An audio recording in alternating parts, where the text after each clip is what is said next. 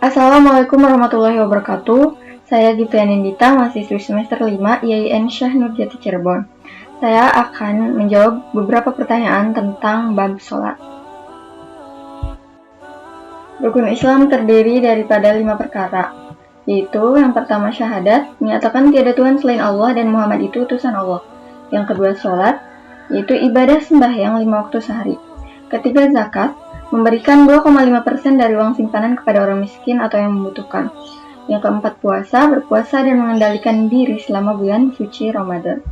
Yang kelima haji, pergi beribadah ke Mekah setidaknya sekali seumur hidup bagi mereka yang mampu.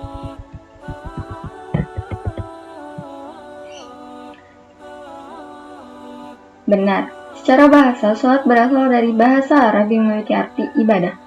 Sedangkan menurut istilah, sholat bermakna serangkaian kegiatan ibadah khusus atau tertentu yang dimulai dengan takbiratul ihram dan diakhiri dengan salam.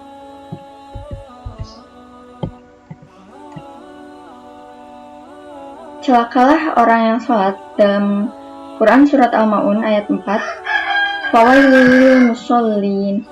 Nah, firman Allah mengenai kecelakaan bagi orang yang sholat telah dilanjutkan di ayat selanjutnya, yaitu Quran Surat Al-Ma'un ayat 5, Alladzina an sholatihim sahun, yang artinya yaitu orang-orang yang lalai dari sholatnya, sehingga makna celakalah orang yang sholat adalah mereka yang lalai dalam sholatnya. Bentuk lalai dalam sholat beraneka ragam. Secara umum bisa dibagi menjadi 3 tingkatan. Yang pertama, lalai hingga meninggalkan sholat, seperti mereka yang tidak pernah sholat sama sekali, atau bolong-bolong sholatnya, atau mereka yang menunda-nunda sholat hingga keluar waktu. Yang kedua, lalai dalam bentuk tidak perhatian dengan rukun sholat sehingga sholatnya batal.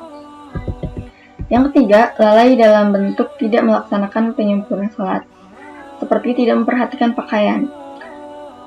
Allah memerintahkan agar manusia memperhatikan kerapian pakaian ketika sholat.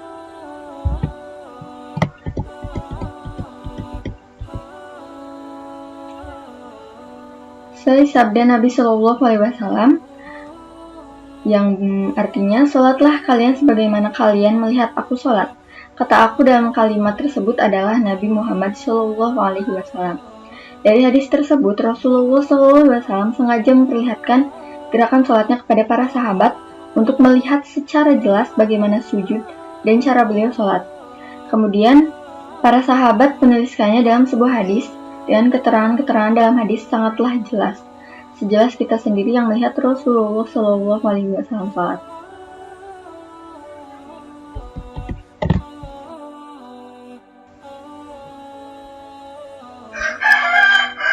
Dirikanlah sholat dan tunaikanlah zakat. Apa hubungan di antara keduanya? Kewajiban sholat dan zakat merupakan satu kesatuan yang tidak bisa dipisahkan. Jika sholat adalah tiang agama, maka zakat adalah mercusuar agama.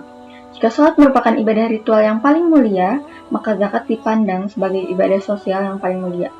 Beberapa ulama besar berpendapat bergandengnya perintah sholat dan kewajiban zakat dalam Al-Quran menyiratkan bahwa Allah tidak akan menerima salah satu dari sholat ataupun zakat tanpa kehadiran yang lain.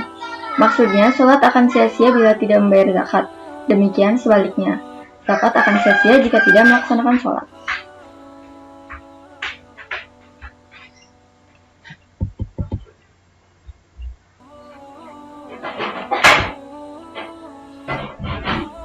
Allah Subhanahu wa Ta'ala berfirman, sesungguhnya sholat itu mencegah dari perbuatan-perbuatan keji dan munkar. Dalam surat Al-Ankabut ayat 45. Ibnu Mas'ud pernah ditanya mengenai seorang yang biasa memperlama sholatnya. Maka kata beliau, sholat tidaklah bermanfaat kecuali jika sholat tersebut membuat seorang menjadi taat. Dalam sholat ada 3 hal di mana jika 3 hal ini tidak ada, maka tidak disebut sholat. 3 hal tersebut adalah ikhlas, rasa takut, dan zikir pada Allah. Ikhlas itulah yang memerintahkan pada yang ma'ruf atau kebaikan, rasa takut itulah yang mencegah dari kemungkaran, sedangkan zikir melalui Al-Quran yang memerintahkan dan melarang sesuatu. Jadi, sholat yang baik adalah yang mencakup 3 hal itu.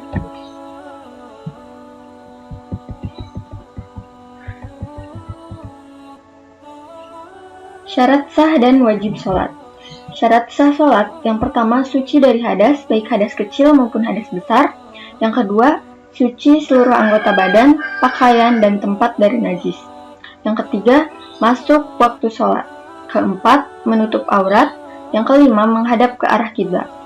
Sedangkan syarat wajib sholat, yang pertama beragama Islam, yang kedua baligh, yang ketiga berakal sehat, yang keempat mumayyiz atau mampu membedakan antara yang baik dan benar.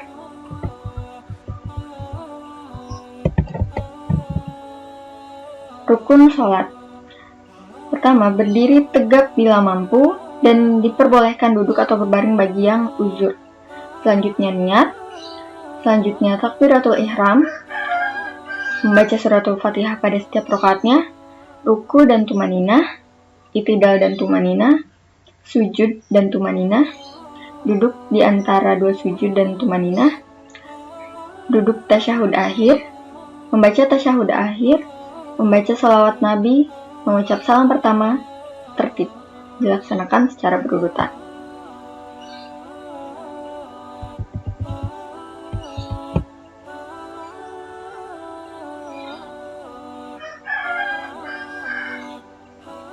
Salat fardu dan salat rawatib. Salat subuh 4 rakaat, salat zuhur 12 rakaat, salat asar 8 rakaat, salat maghrib 7 rakaat, salat isya 8 rakaat. Benarkah demikian? Iya, benar. Salat sunnah rawatib dalam sehari semalam total terdiri dari 22 rakaat yang terbagi ke dalam 5 waktu salat fardu. Salat sunnah rawatib dibagi menjadi 2 jenis berdasarkan seringnya Nabi Muhammad mengerjakan salat tersebut. Yang pertama, salat rawatib muakkad yang selalu dikerjakan Rasulullah. Salat rawatib jenis ini totalnya ada 10 atau 12 rakaat, yaitu 2 rakaat sebelum subuh, 2 rakaat atau 4 rakaat sebelum zuhur, 2 rakaat setelah zuhur, 2 rakaat setelah maghrib, dan 2 rakaat setelah isya. Yang kedua, ada salat rawatib ghairu muakkad yang tidak selalu dikerjakan oleh Nabi Muhammad, kadang dikerjakan, kadang tidak. Salat rawatib jenis ini adalah tambahan 2 rakaat setelah zuhur, 4 rakaat sebelum asar, 2 rakaat sebelum maghrib, dan 2 rakaat sebelum isya. Jika dijumlahkan semua rakaatnya, total subuh 4 rakaat, zuhur 12 rakaat, asyar 8 rakaat, maghrib 7 rakaat, dan isya 8 rakaat.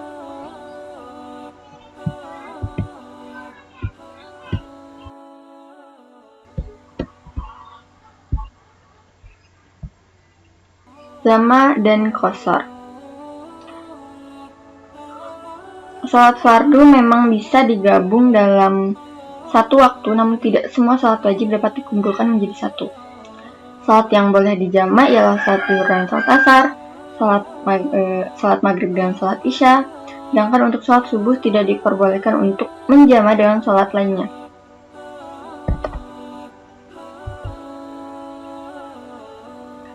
Tidak boleh. Salat yang boleh dijama' ialah salat zuhur dan salat asar, dan salat maghrib dan salat isya. Adapun salat jamak dibagi menjadi 2. Yang pertama jamak takdim. Jamak takdim yaitu meringkas atau mengerjakan 2 salat fardu sekaligus di waktu salat yang pertama, yaitu salat zuhur dan asar dikerjakan pada waktu salat zuhur, salat maghrib dan isya dikerjakan pada waktu salat maghrib. Yang kedua jamak takhir, yaitu meringkas atau mengerjakan 2 salat fardu sekaligus di waktu salat yang terakhir.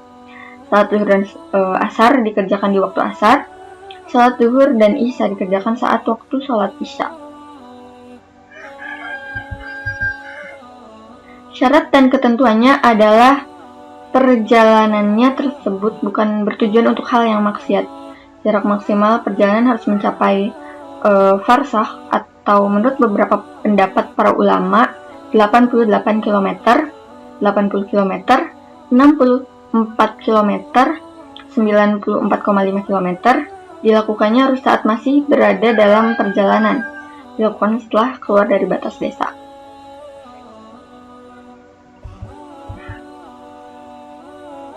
Iya benar, salat fardu yang boleh diringkas adalah salat yang jumlah rakaatnya ada 4, yaitu zuhur, asar, dan isya. Tidak boleh. Meringkas salat hanya diperbolehkan untuk untuk sholat 4 rakaat dan diringkas menjadi 2 rakaat. Syarat ketentuannya adalah yang pertama, jarak kepergiannya sudah mencapai 2 marhalah, sekitar 80,64 km atau 81 km menurut Al-Habib Zain bin Sami. Yang kedua, kepergiannya tidak karena dorongan maksiat. Yang ketiga, mengetahui diperbolehkannya sholat qashar. Yang keempat, niat qashar ketika takbiratul ihram. Yang kelima, sholat yang qashar harus yang 4 rakaat. Yang keenam, tetapnya perpergiannya hingga selesainya sholat. Orang yang mengqashar tidak boleh makmum dengan orang yang tidak mengqashar walaupun dalam gerakan yang sedikit.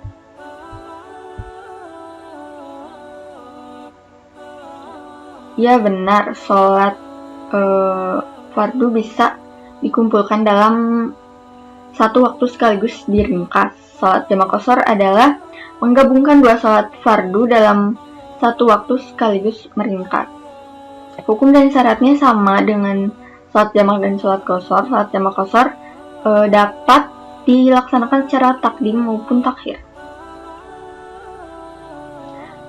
Sholat jamak dan qashar dilakukan dengan cara menggabungkan 2 sholat fardu dalam satu waktu sekaligus diringkas.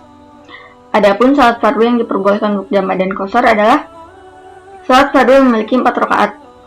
Jika sholat fardu yang 4 rakaat tersebut dijamak dan qashar, maka jumlah rakaatnya menjadi 4 rakaat saat melakukan sholat jamak dan qashar. Misalnya kita hendak menjamak qashar sholat zuhur dan asar, maka kita melakukan sholat jamak qashar sebanyak 4 rakaat karena meringkas sholat zuhur 2 rakaat dan sholat asar 2 rakaat serta digabungkan dalam sekali sholat. Hukum dan syaratnya sama dengan sholat jamak dan sholat qashar. Sholat jamak qashar dapat dilaksanakan secara takdim maupun takhir.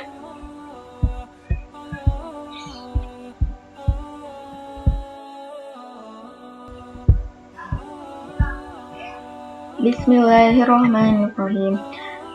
Astaghfirullahaladzim alladzi la ilaha illa huwal hayyul qayyum wa atubu ilaih. Astaghfirullahaladzim alladzi la ilaha illa huwal hayyul qayyum wa atubu ilaih.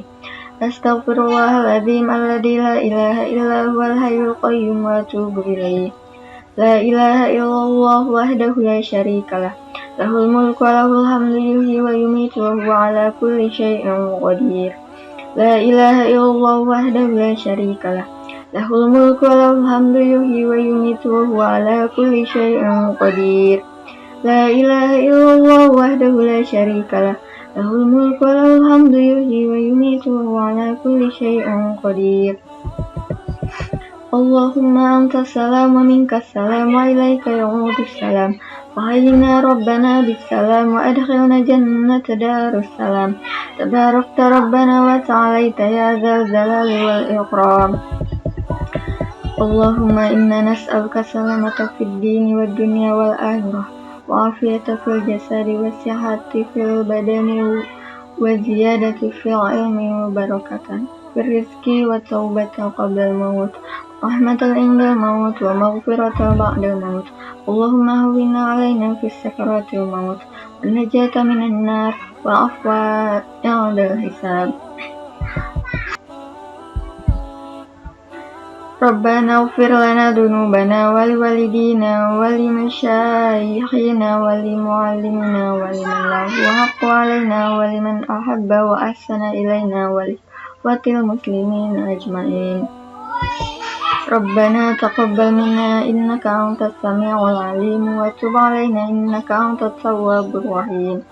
Rabbana atina fid dunya hasanah wa fil akhirati hasanah wa qina adzabannar.